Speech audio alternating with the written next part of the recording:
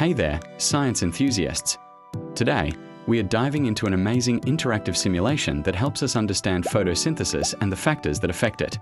I'm excited to show you this powerful learning tool that uses curve fitting with the cubic spline method.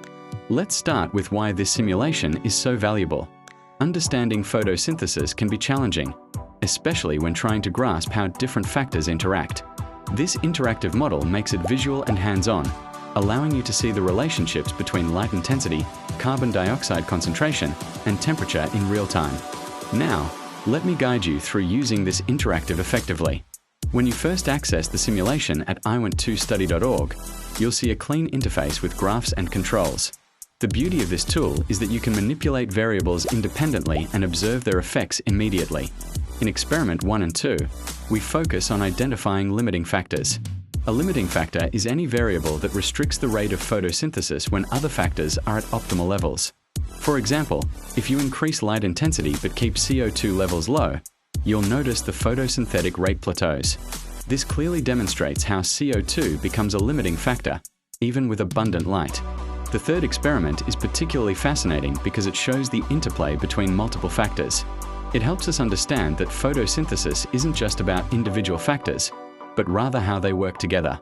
For instance, increasing temperature might boost photosynthesis initially, but too much heat can actually harm the process, something you can observe directly in the simulation.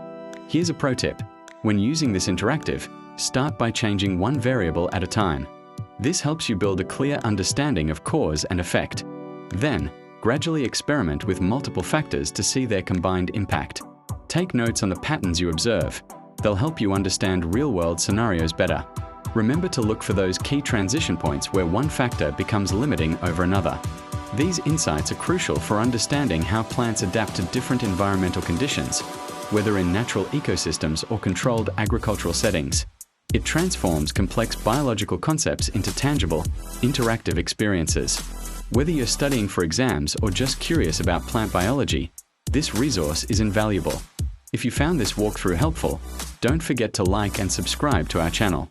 Share it with your fellow biology enthusiasts, and drop a comment below about your experience with the simulation or any questions you might have.